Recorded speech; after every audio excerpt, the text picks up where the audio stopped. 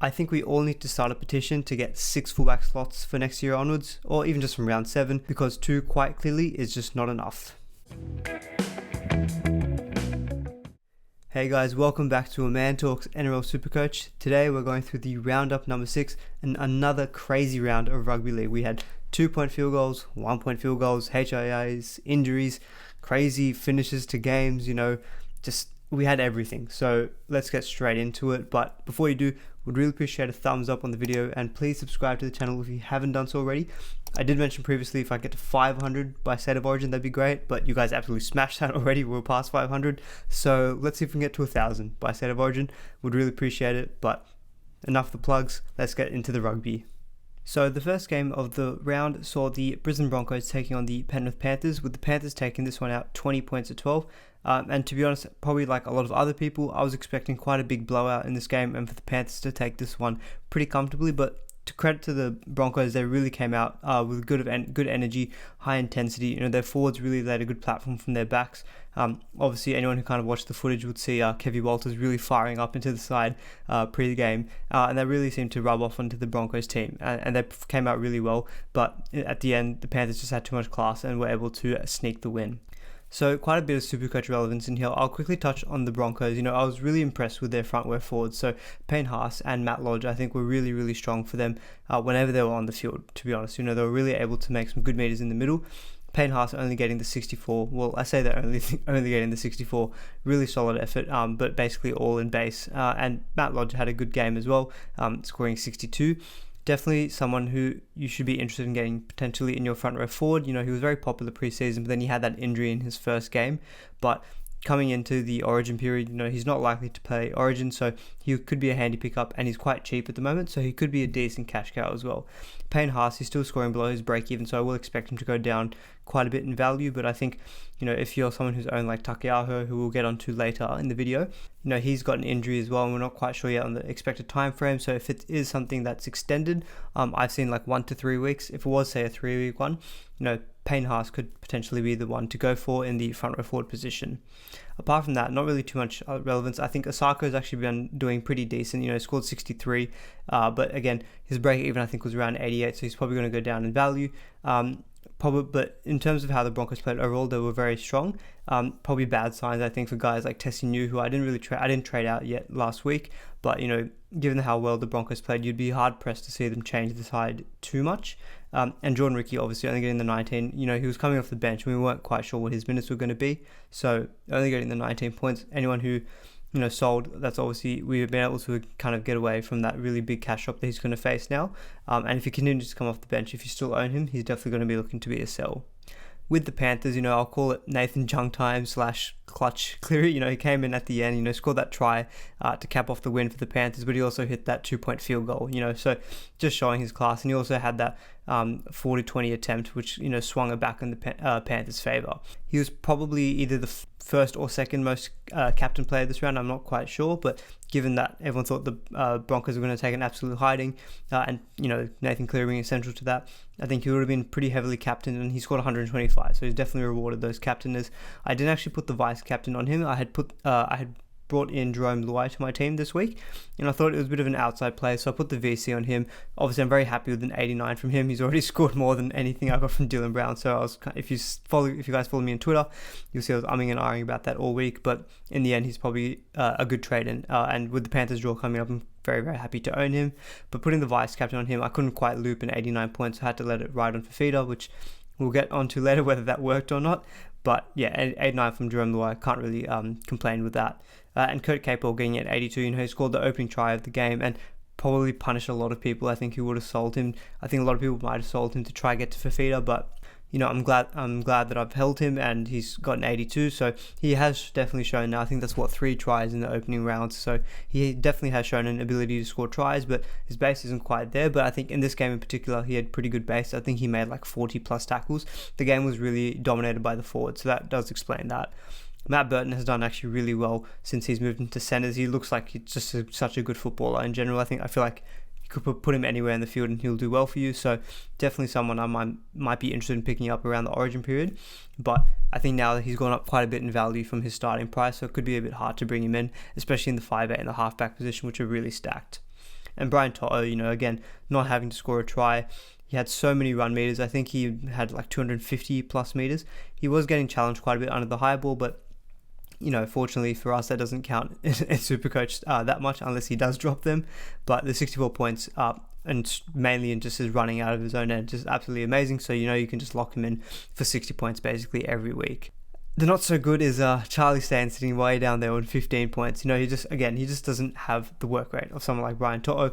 In this particular game, the Broncos were mainly kicking to To'o's side, so that does kind of explain it a little bit, but we've seen this already in other games that, especially in these easier games, he just doesn't seem to be able to, get the points. And there was a few occasions where Momorowski on his inside just wasn't passing the ball. He was in open space, but Momorowski's actually got glue hands. It's crazy. And as a Stains owner, it was really frustrating to watch. But what can you do about that? Momorowski, that is probably going to be charged with dangerous conduct, I think, on Tom Dearden. So I think he's looking at either 2 weeks or maybe 3 weeks. So that's something to keep an eye on. So we'll see. I would expect maybe Tyrone May to come into the centres there. But apart from that, not too much else to touch on. I think with the Panthers, pretty good game, and not one that I was expecting, and I think not many people were kind of expecting a good outing from the Broncos. Pretty impressed by that, but the Panthers just were able to clinch us in the end. So the first game on the Friday was the Knights taking on the Sharks, with the Knights taking this one out 26-22. Really was an exciting game. The Sharks again almost had it in the bag, just like they had against the Roosters, but the Knights were just able to close them down in the end. And the real talking point here was Kalen Ponga. Again, very good performance from the Knights overall, but it was really sparked by Ponga. He scored a double, he set up 2 tries himself, and really just showed everyone, I guess, in the SuperCoach world what he can do. I think it was all about Teddy, Pappenhausen, and maybe Latrell, but this round we've really seen the return of, Tommy Turbo and Kalen Ponga, just to completely throw everything out of whack in terms of who we're going to select at fullback. But 144, amazing effort from him, and Mitch Barnett really profited as well with that 107. Playing outside of him, he was able to score that try and also set up one of Ponga's, I think his first try as well, actually with a little offload. So something that I briefly touched on was that with Ponga coming back, we might potentially see Barnett profit on that left side attack, and that definitely showed here. Frizzell also had a really big game, scoring 100, and was able to lay on that crucial offload for Ponga's last try to win the game. Kurtman scored a try as well, so he ended up with a good score of 84, but I don't really think too many people will be owning him. Connor Watson and Jane Brelly, again, just kind of ticking along. I think when Connor Watson plays in that lock position, he did start this week, which actually was the first time he's been named from the bench, or he's come on, from the bench. He's been named to start, but he's always been coming off from the bench, except for this round. He was starting in the number 13 from kickoff. 64 points is kind of what we're getting from him, which is really, really solid. You can easily reserve him. The question will be, I think, Jake Simpkin, who has played his first game and looked really good actually against the Rabbitohs. Connor Watson will probably be the prime candidate to trade out to Simpkin, which will be unfortunate in terms of Connor Watson's been good to us. He's got some good points, but he's made a lot of cash too. So I think you could potentially look at maybe Connor Watson or Josh Schuster as the ones to flip into Jake Simpkin. But if Jake Simpkin keeps performing how he is and seems to have locked down this number 9 position for the Tigers, one of those two I think will have to make way. And Jane Brelly, again, just kind of ticking along as he always does. And Bradman Best, who made his comeback from his elbow injury, again, wasn't just really his game. He scored 38, which is not too bad, given I don't think he really had any kind of major attacking stats. So 38 from him is pretty decent. The Knights draw coming up is pretty tough, though, so I don't think he'll be someone I'm looking to get into my team in the next kind of month or so. But I think after that period of time, their draw does seem to open up as we get into that round 13 period, and the Knights do play in that first week of buys. So Bradman Best is definitely someone I'll be looking to get in that time. But you can kind of throw away that tough opponent to an extent with Bradman Best because he's so explosive. I think he can do well in really any game. With the Sharks, unfortunately, again, as I mentioned, just falling so short of the line in terms of winning the game. But, again, they just came up against a Knights side who was playing at home and were able to just, pit them at the end. Will Kennedy, he's been ticking along very nicely, scoring another 67, so he's been doing pretty good. Again, as I say every week, I think it's very hard to fit him in, and especially with now Tommy Turbo and Ponga coming back, who knows when Kennedy's ever going to get in the run into our teams. Connor Tracy obviously scored a double, and I think he had 4 line breaks. These scores are pre-updates, sorry, just letting you know, so they may change after I record this. Pretty decent game from him. One person I do actually want to speak about is Teague Wilton. So Ronaldo Molitalo, he's actually got a 4 to 6 week injury, and it was confirmed just prior to kickoff. So they did a bit of a reshuffling of the Sharks backline with Connor Tracy moving to the wing and Teague Wilton moving to centres. From centre, I thought it would be, his base would probably go down a little bit given that there's a little bit less traffic running at centres as opposed to, say, in the back row. But he looked really, he looks like he's got a really good work rate. I think he had made like 15 runs in the first half alone, and he scored 55 basically all in base. I think 42 of that actually was at base, and that's playing at centre, so that's really impressive. So I think he's offering still good value for anyone who did pick him up before his initial price rise.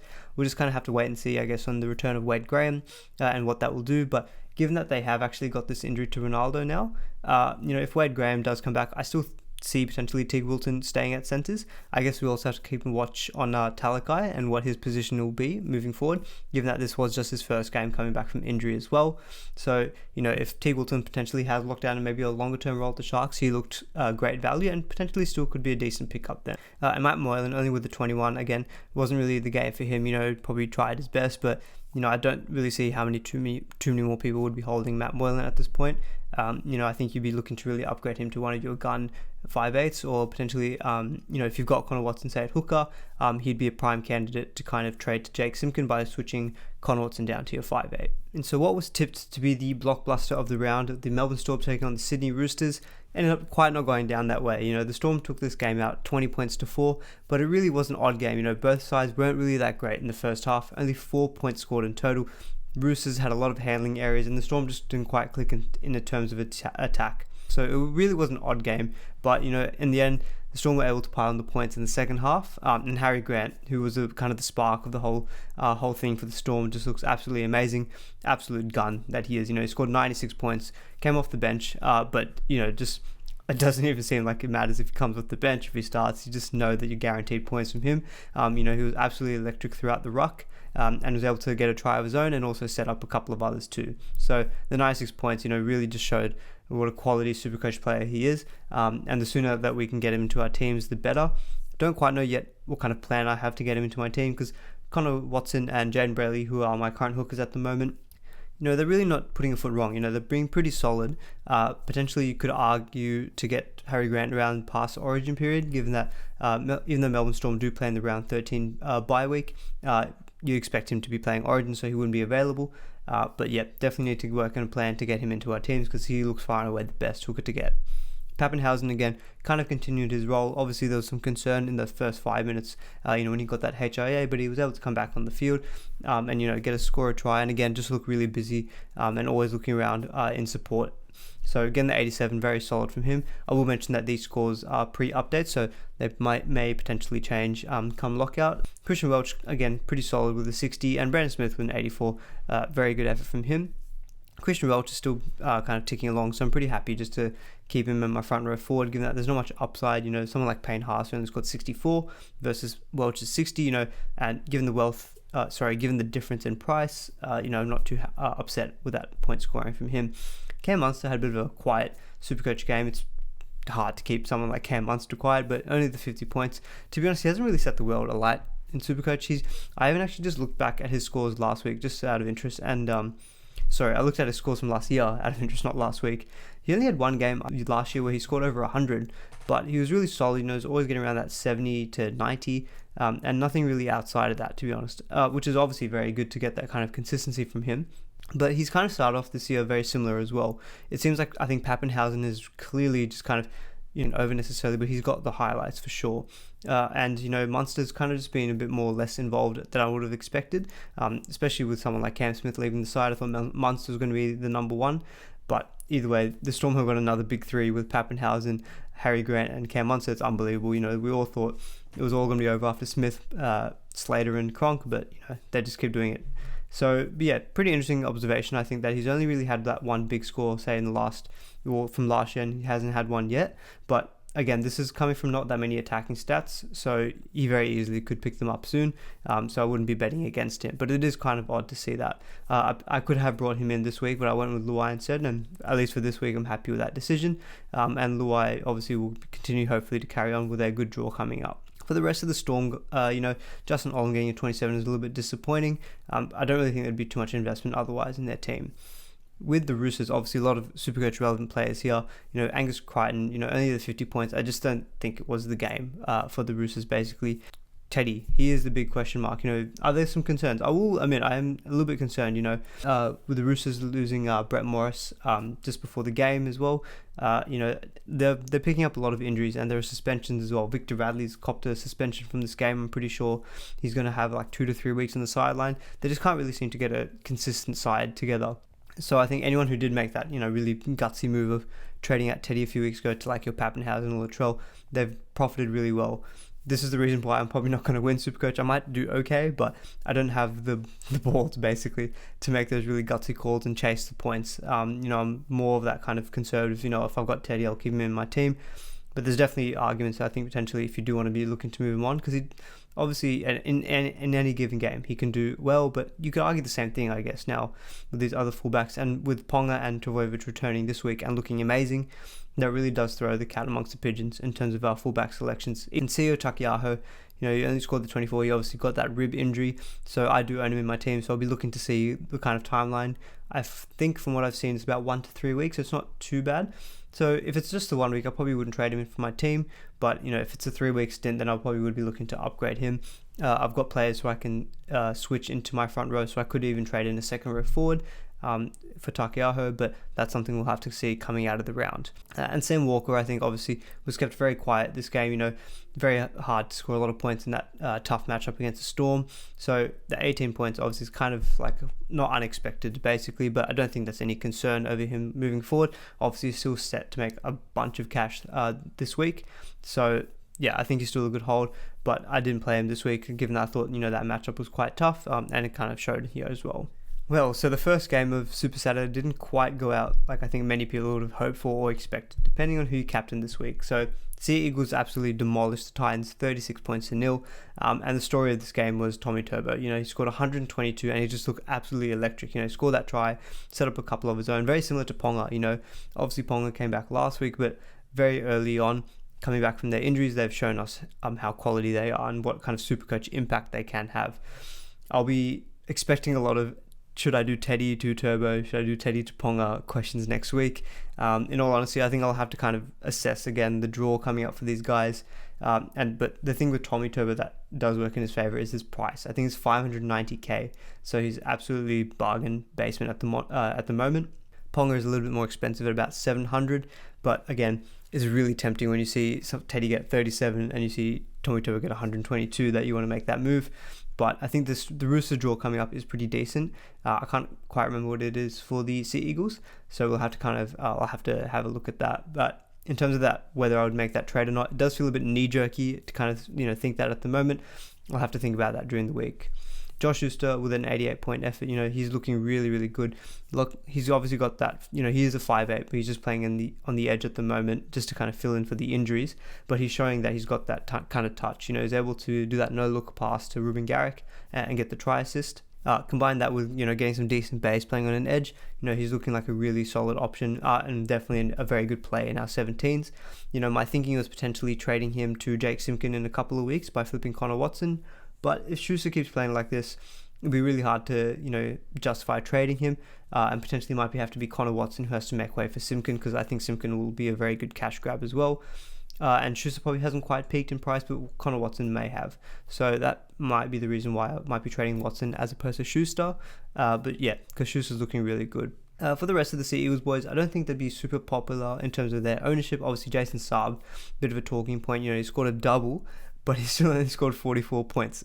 So really shows that he just needs the tries to get his points. He doesn't have any base, but we saw with Tommy Turbo coming back, really did help the Manly Sea Eagles attack in general. And so Saab could profit. If he keeps getting tries and hovers around the 35 to 40, he'll make a little bit of coin. So I think if you have held him to this point, continue to do so. I sold him early on. In hindsight, actually, maybe would have held him knowing when Tommy Turbo was coming back, because I've kept like Fusatua and he's been injured and he's not really done too much better anyway. Simonson hasn't done that well this round either. Obviously, he had a bit of an injury. So yeah, maybe in hindsight I would have maybe held Saab and traded one of those other guys, but I'll live with the decision. I won't probably be looking to trade him back in anytime soon, but if you got him, definitely would hold him. Now, on the Titans, again, it was just super disappointing for them. They just barely seemed like they could hang on to the ball. Their game was just riddled with errors, and they didn't seem to ever be able to apply any pressure when they had the ball in attack. Fafita obviously was probably going to be one of the most highly captained players this round. I very strongly advocated for like a vice captain, a Penrith player, Captain Fafita, and I did that myself. It just didn't quite pan out the way that I think a lot of people were expecting. Still, gone are the days, I think, of when a 65-point score in SuperCoach is deemed okay. As a captain now, it's all about getting the 90, the 100-plus points. The highest scorer of the game for the Titans, he still looked okay in terms of his tackle breaking ability. He did get that line break too. But again, overall, a 65 when his team scores 0 points, I think we kind of have to reassess, the decision as to, we shouldn't have, in hindsight, I should have looped, vice captain looped Cleary. I should have, kept the captain on him. Look, yes, I'm obviously not thrilled with the 65-point effort, but look, I'll live with the decision because, with the way that the Sea Eagles have been performing recently, everyone really thought that Fafita could have got in for like a 90, 100-plus score himself. And given that's how he's been performing over the past few weeks, I think you can't really be too upset with the 65 as well. You can be upset with the 65, but don't be upset with your decision making as to why you be captaining him. So I'm definitely not kind of down on myself as I'm like, I should have captained Cleary instead. Corey Thompson did okay with a 48, but none of the Titans backs really did anything given that they scored 0. Bad games for Brian Kelly, Jamal Fogarty, Tyrone Peachy only scored the 42, not that great, and Tino only the 40 points as well. That's 2 games down in a row where he hasn't done that well, so I'm starting to maybe reassess how I look at him. But I do know that he's obviously got that big game in him. We saw him score that 93, so I don't know if I'll knee-jerk him out of the team, depending on some injuries that might occur, like say with Takiaho and the extent of that. Probably going to be bigger priority trades out for my team. But Tino, it hasn't been that good for the past couple of weeks. And to be honest, the Titans just overall just looked really disappointing. They looked more like that wooden spoon contender team than they have in the past, in the first early rounds of this season. Where do I start with this one? Bloody hell. There's Rabbitohs, Tigers. Rabbitohs won this one 18-14. If you guys don't follow me on Twitter already, you could see my reactions towards the end of this game. Jeez, it was crazy. This game had so much, Cam Murray finally got some attacking stats, so 87 points from him. Really, really good effort. But this game just had a lot of spite. Both teams were going so hard at it. So many players on report, I can't even keep up at the moment. The game was just ridiculous, and the ending was crazy. But in terms of the actual SuperCoach points for the Rabbitohs, apart from like Cam Murray and Damien Cook, it was pretty quiet. Damien Cook got a 73. He had a couple of good runs through the middle. Dan Gagai scored a try, but still only got a 57. Cody Walker had that line break, only got 53. Those are the 2 main guys. And Campbell Graham, who I think a few people might be eyeing up in their centers, only scored the 40. So not the greatest of efforts from them. And Alex Johnson, he almost scored that try, but he just had his hand on the touchline. So he only ended up scoring 17. But I don't really think this game should be really spoken about too much in terms of SuperCoach. It was just an enjoyable watch. As a neutral fan, those are the games that you love. Reynolds kicking that crazy, 2-point field goal, but then he misses the penalty, and then he butchered his other field goal attempt, and then the ending, in goal in extra time, Tom Bird just going through the middle, plants a ball down what seemingly looks like the winning try, and then ref is calling a try, and then he's going play on, and then Luke Brooks is running down the field, scores a try, and then Jared Sutton awards a try for the Tigers, and I was like, what the hell is going on? Both teams think they've won it, and then obviously video ref called that Tom Burgess had scored the winning try. But yeah, just an enjoyable watch. On the Tigers side, Nofaluma, 69 points, pretty solid from him. I'm definitely looking to bring him to my team sometime soon. I think the draw for the Tigers looking pretty good from next week onwards, and I think he'll be a bit of a pod at that point. I think a lot of people would have probably been jumping on like a Brian Kelly this week, and so potentially they might not, or like even a Brian To'o, sorry. So potentially a lot of people might not quite have the budget or the space maybe to get into their center wings. I think I've got a lot of cash in the bank for next round, so I'm definitely eyeing up him. Potentially even just doing a straight upgrade from like a Fusatua up to Nofaluma, because he's looking Like he's obviously got some solid scores in the past couple of weeks, and he's actually moved to the left side, which is pretty interesting for this week. Jake Simpkin, obviously, I think a few people would have jumped on him pretty early just to kind of create some cash, to do some big upgrades to like Dave Fafita this week. He rewarded his owners very well with the 62 points. He looked really, really good on his debut. He made like 55 tackles, so he just was an absolute workhorse through the middle. And Dane Laurie just kind of keeps ticking along, scored that try, gained the 62, just kind of reinforcing, I think, that he's a very, very solid hold and a very solid play in our centre wings. Adam Dewey with 57 points, he did lay on that try for Luke Garner and looked quite good. He, obviously there's a bit of a down week from his past three, but still very, very good scores. He is fairly expensive at about 560k, but, if you're looking for a pod 5'8", I think he's the one to probably go for. And Stefano Uchikamanu, 43 points. He had a really, really good opening stint, but he seemed to have quite a bit of time off the game in the middle, and he only came on towards the end, which was kind of strange in terms of the rotation. But again, the 43 points, I normally wouldn't reserve him, but given the kind of the makeup of my team, I reserved him over Sam Walker, and that paid off for me. So yeah, pretty obviously very, very exciting game. Probably Luciano Leilua, I think actually someone I potentially might be eyeing up with that good draw for the Tigers coming up, and they do play round 13 as well. He'd definitely be a bit of a pod second row forward. As potentially, if Takeaho's out for a few weeks, I might flip to Luciano Leilua if I want. But yeah, have to kind of make up that decision and look at the stats and the numbers and stuff. But yeah, overall, just a really exciting game. And the final game of Super Saturday was the Raiders taking on the Eels, and the Eels winning this one very comfortably, actually, at 35 points to 10. I was expecting a lot closer of a game, but and it was that way actually in the first half. The first half ended, I think, 10 points to 12 with the Eels in favour, but then the Eels just really kicked on in the second half, and it was very surprising to actually see that from the Raiders side.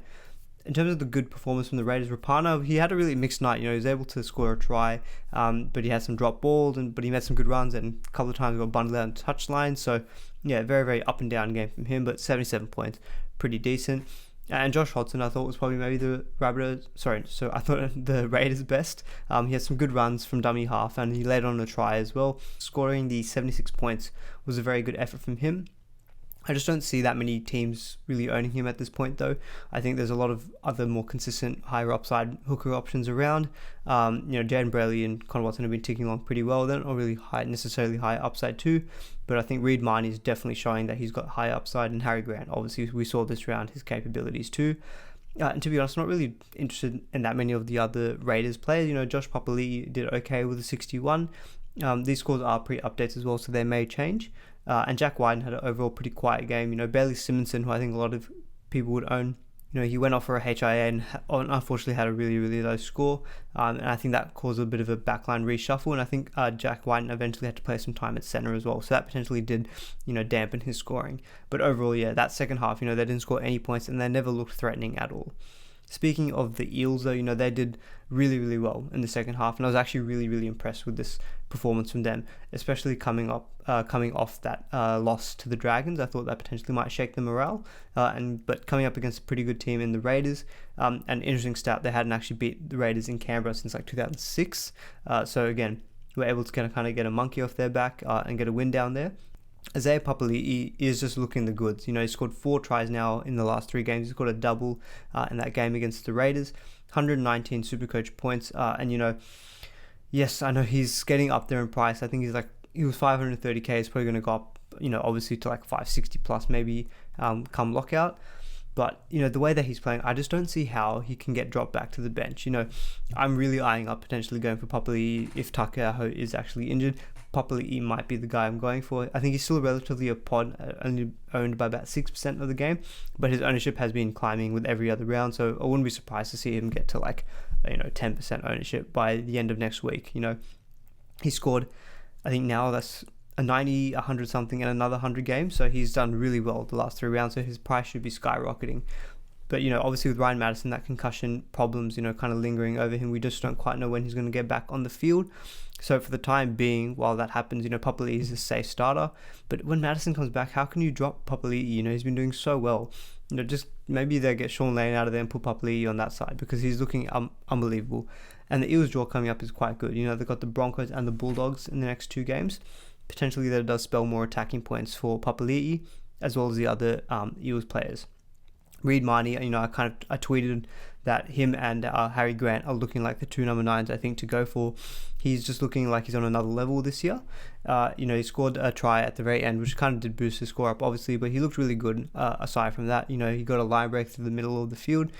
Obviously he makes a lot of tackles, so he's already got a pretty decent base, but he's looking like he's just more than that. I think he's just been more of a kind of just base, but no real upside. He's really seeming to have a lot of attacking upside and getting a lot more like try assists and line breaks, and potentially some tries as well. So he's looking like potentially, in my opinion, him and Harry Grant as the two number 9s to go for. As to when I'll get him, it's a bit more difficult. Brayley and Connor Watson are my two current dummy halves in SuperCoach, and Jake Simpkin I'm probably going to want to bring in as well. And Connor Watson's probably going to be the one who's going to have to make way, because I think Schuster's probably got a little bit more money out of him as opposed to, say, Connor Watson. So Connor Watson to Simpkin will only be one probably move that will take place in my hooker role, and then it would be a case of going from Brayley to Marnie. It does seem a bit sideways, but Brayley's been ticking along pretty well. He's still averaging, I think, above the 70s, so he's doing, he's not doing anything wrong. Marnie's just looking a lot better. So, and they're both playing the round 13, that is Brayley and Marnie. So that debate is quite interesting as to which one you want to go for. I like the look of Marnie as opposed to, say, Brayley, so it does seem like a bit of a luxury trade. I guess if there's a week where I don't really have any other pressing concerns in my team, and I've potentially maybe been able to save some trades, I might do that move. Apart from that, Clint Gutherson, got a 97. Again, this is kind of why I'm asking for more than like the two fullback spots. I want Pappenhausen, I want Latrell, I want Gutherson, I want Tommy Turbo, I want Ponga, I want Tedesco, I want all of them. So yeah, I just need the 6 fullback slots. He did score that pretty junk time try at the end, but again, he's always looking involved. We've got a couple of try assists this game. Now, and Mitch Moses, I thought, had a really good game. His kicking game was pretty good. He was able to control the game pretty well. And the Eels scored a great team try to Sean Lane, and he was a big part of that too. So overall, I was really impressed with the Eels and how they performed this game. Unfortunately, some kind of down performers were like Junior Paulo. Again, that's 2, I think, bad games on the bounce, only the 40 points. I think he had a really big start to the season, but he seems like he's tailed off a little bit. I had Junior Paulo at times during last season, and I was at times really unimpressed. Sometimes his minutes were fluctuating, and he's not really offloading and getting those attacking stats. Sometimes he just doesn't quite have, the consistent enough scoring to make me want to have him in my team. So yeah, obviously that's in hindsight after some 2 poor scores in the first couple of weeks. I really would have wanted his big scores, but yeah, only the 40 points is a bit of a disappointment. Same with like Blake Ferguson, 48, but not without any real attacking stats. That's pretty decent from your center wing, so I think you'd happily take. So the first game of the Sunday was the Dragons taking on the Warriors, with the Warriors taking this one out 20 points to 14. It was a bit of a strange Sunday for me. I didn't have any players actually playing today, and I noticed on the forums and on Twitter that a lot of people were feeling the same. So yeah, I wasn't really paying as much attention to these games that I would if I got SuperCoach players, but still a lot to talk about. With the Warriors, there was a few key performers for them. Cody Nikorima, Tohu Harris, and Roger Tuivasa-Sheck all scoring over 90. I saw Tohu Harris, I was checking the scores, and I saw him score that early try, and I was like, oh god, now he's just going to get 65 points in base and just be on his way for a monster score. He did have a HIA issue, but he did pass it, so he was able to resume play. And again, coming with a massive 95-point effort, definitely someone I'm going to be eyeing up moving forward, and potentially with this injury to Takeaho, and something I'll touch on later regarding some potential suspensions that might be affecting my team, might make Tohu Harris a very near trade into the side.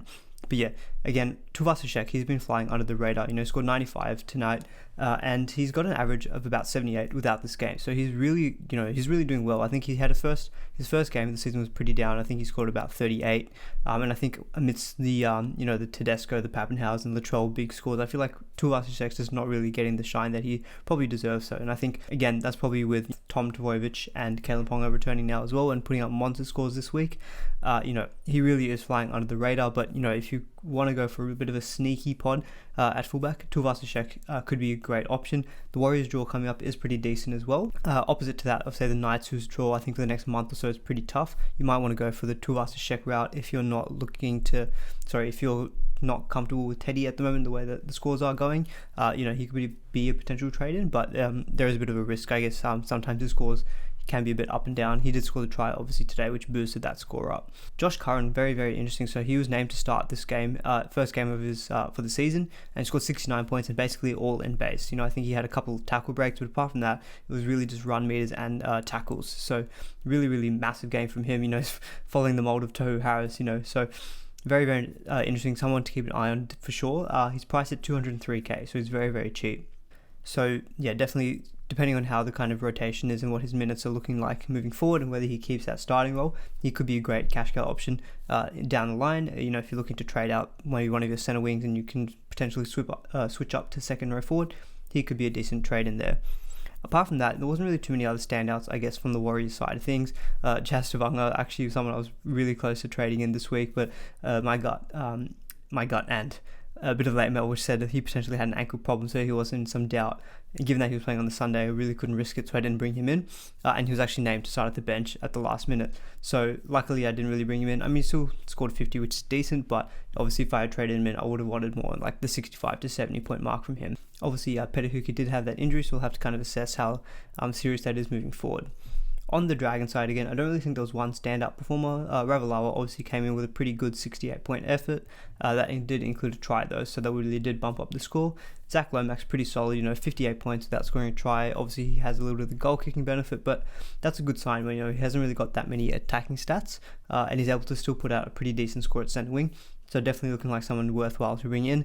I think my main conundrum coming in will be, I think I'm looking to shore up some of my centre wings. So really, I think it's dependent on Brian Kelly, Zach Lomax, or David Nofaluma at the moment. I did mention in my trade targets video last week, I'd probably choose Lomax, but just thinking about it a little bit more, I feel like Nofaluma has shown a bit more promise, and his base is probably a little bit higher than Lomax. So I might go with Nofaluma moving forward, but we'll have to kind of wait and see as well on team lists and injuries and all that kind of stuff. But yeah, aside from that, not much else in terms of SuperCoach performers on the Dragon side. It was a pretty decent game from the highlights that I watched. A bit of a scrappy game, and the Warriors were able to take it out towards the end of the match. So the final game of the Sunday and of the round was the Cowboys taking on the Bulldogs. Cowboys taking this one out 30 points to 18. I don't know how many people might have watched this one. I think it would have been okay to maybe go to a garden centre for this game. But yeah, in the end, actually watching the highlights, it looked like it was a pretty decent game. It was 6-6 at half time, but then obviously all the points came in the second half. Big talking point obviously will be the send-off for Jack Hetherington, and I think there'll be a lot of questions over the referee decisions over this round, because we saw Hetherington get sent off, saw Victor Radley get a sin bin for not too dissimilar of an indiscretion, and we saw Latrell have no punishment in game for a couple of things that he did during the match, but he's potentially now facing actually 3 to 4 weeks on the sideline, so that's definitely going to be something to keep an eye on. Tino Fasul Malawi, and something for like a crusher tackle, I think he's potentially facing 2 weeks on the sideline, so there's a lot of suspensions that have come out of this round, and there'll be a lot of talking points, I think, about the referees, just amongst the NRL media, I think, moving forward, at least in this week. There always is, I guess, though. But back to the SuperCoach stuff. Ben Condon was able to score a try for the Cowboys, which was really good. That's 72 points. I think that would have been handy to play in my 17 this week, but obviously I wasn't going to really play him. Pretty decent base. I think it did improve slightly this game, but obviously that 72 does include a try and a line break as well. So I think it was around 45 in base, but it's pretty good, for a 186k player. You're not really expecting anything more than that, and he should make some decent value after this week. Val Holmes with the 76 again. He's been ticking along pretty decently, but he has had a couple of games where the Cowboys have been able to actually put on some points, but he himself hasn't been able to get that many. I think it was last week when he scored only about 50 points, when the Cowboys actually were able to put on some decent points in the real life. So he's been a little bit up and down, and still I don't think really is worth the trade in. I think not playing the round 13 bye really does hurt him as well, given that there's such a wealth of centres who do play round 13, who I think are a little bit more trustworthy, both in the teams that they play in and in their statistics in general. But yeah, aside from that, not really much else I think to talk about with the Cowboys. Tamalolo, obviously he had fractured his other hand now, so he's out for potentially I think 1 to 3 weeks, so we weren't able to see how that might affect Ben Condon in his minutes, so we'll have to keep an eye on that.